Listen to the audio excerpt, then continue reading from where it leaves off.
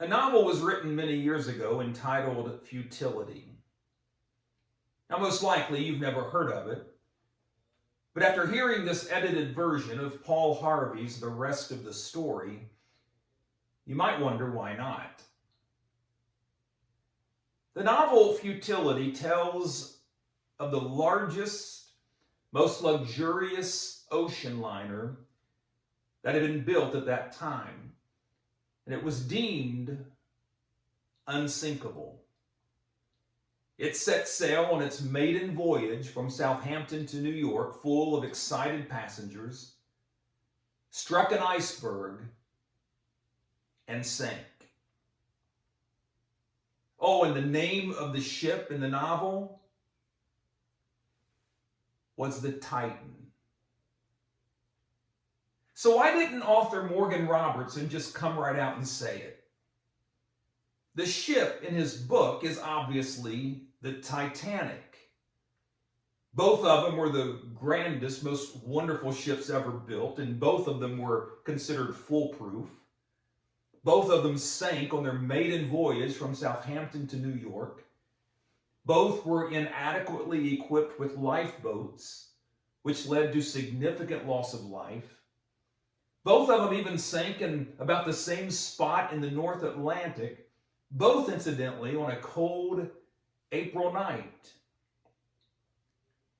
Now, granted, there were a few differences in the ships. The Titan in Morgan Robertson's novel was only 800 feet compared to the Titanic, which was 882 and a half feet. Even the shortening of the name from Titanic to Titan hardly seems worth the use of literary license. But still, with all the similarities, Morgan Robertson never referred to his novel as history. Why not? Because this book that seemed to recount the sinking of the Titanic, in reality, foretells it. For the book Futility, which tells of a mighty ship making its maiden voyage from Southampton to New York on a cold April night, striking an iceberg and sinking in the North Atlantic,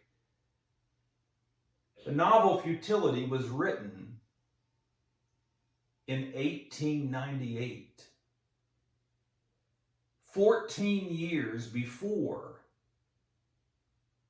the Titanic set sail.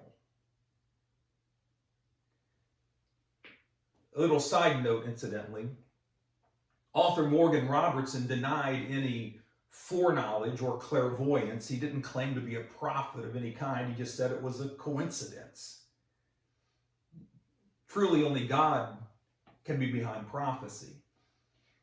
The Bible says in 1 Kings 8:56 that there has not failed one word of the prophecies of God or his word. So if God says it, it comes true specifically, every word, every letter. Still an interesting story concerning the Titanic, I'd say. Thank you for watching, and be kind.